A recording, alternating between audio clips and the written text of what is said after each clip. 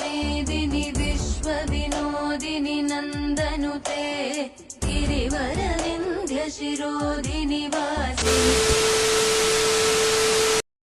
Hello guys, good morning. এখন বাজছে ভোর 4:30 আর দেখতে পাচ্ছ আমি আর বিউটি চলে এসেছি বোম ফাটাতে প্যান্ডেলের সামনে। এটা হচ্ছে আমাদের প্যান্ডেল। বিউটি বোমের পোলতেটা মানে সলতে পুরো ছিঁড়ে দিয়েছে, দেখতে পাচ্ছ। পোলতে না সলতে কি বলে ছিঁড়ে দিয়েছে, বোমটাকে পুরো বেকার করলো। বোম ফাটাতে এসেছি। এই দেখো আমাদেরকে, দেখতে পাচ্ছ কত অন্ধকার চারিদিকে। আমরা লাইটের সামনে আছি তাই বোঝা যাচ্ছে না, দেখাচ্ছি তোমাদেরকে আমি একটু অন্ধকারটা। কেউ নেই, পুরো মাঠ ফাঁকা, প্যান্ডেলের মাঠ ফাঁকা। ভিতরে ঘুমাচ্ছে, প্যান্ডেল করছে যারা তারা। আর দেখো তোমাদেরকে একটু মায়ের দর্শন করে চলো।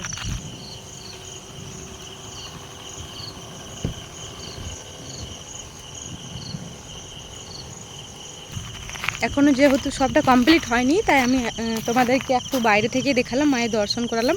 ঠিক দেখতে পাচ্ছ আমার পিছনে আছে মায়ের মূর্তিটা। যখন কমপ্লিট হবে পুরো প্যান্ডেল আর পুরো ভিতর সব দেখাবো। তো চলো আজকে ব্লগটা শুরু করছে এখানে। দেখা যাক আজকে কি হয়, মহালয়ার দিনটা কতটা স্পেশাল হয়। তো তারপর আমরা খাবার খেয়ে চলে এসেছি ভিডিও করতে কাশবনের মাঝে। আমাদের বাড়ির সামনেই আছে কাশবন।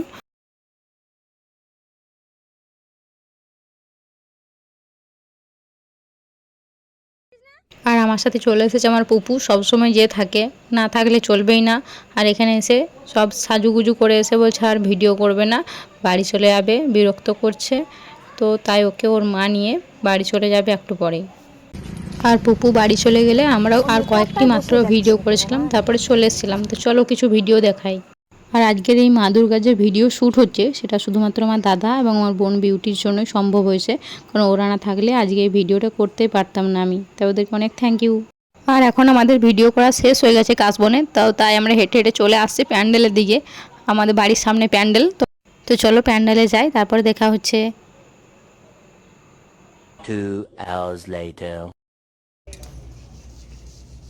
তো দেখো আমি মণ্ডপের ভিতরে চলে এসেছি মা দুর্গার কাছে। এখানে ভিডিও শ্যুট করছিলাম, বিউটি এতক্ষণ ধরে আমার ভিডিও শ্যুট করে দিচ্ছিলো। আর পিছনটা দেখো পুরো সোলারের কাজ হয়েছে, প্যান্ডেলের ভিতরটা কমপ্লিট হলে আরও সুন্দর লাগবে দেখবে। আর মায়ের মূর্তিটাও খুব সুন্দর হয়েছে, কিন্তু মায়ের মুখ তখন ঢাকা দেওয়া আছে, দেখা যাবে না। তো পুরো কমপ্লিট হওয়ার পর, মায়ের বরণ হওয়ার পর, তারপর তোমরা মায়ের মুখ দেখতে পাবে। তো দেখতে থাকবে আমার ভিডিওগুলো।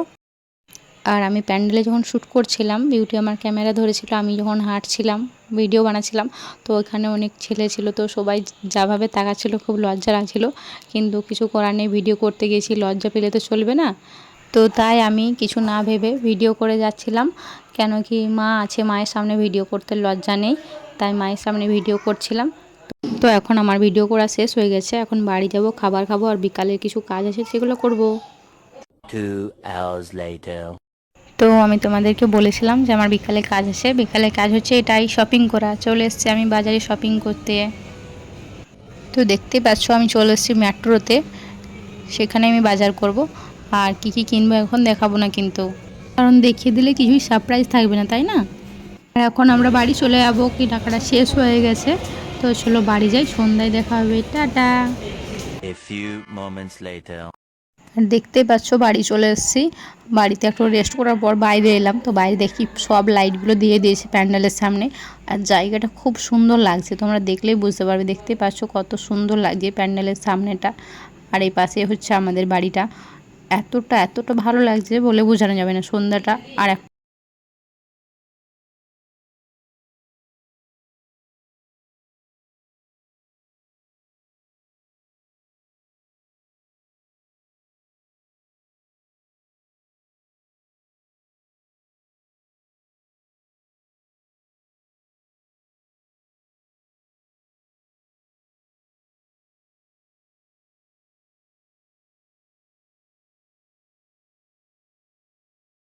আর কটা দিনের মাত্র অপেক্ষা, তো দেখতে দেখতে শেষ হয়ে যাবে দিন কটা আশা করছি।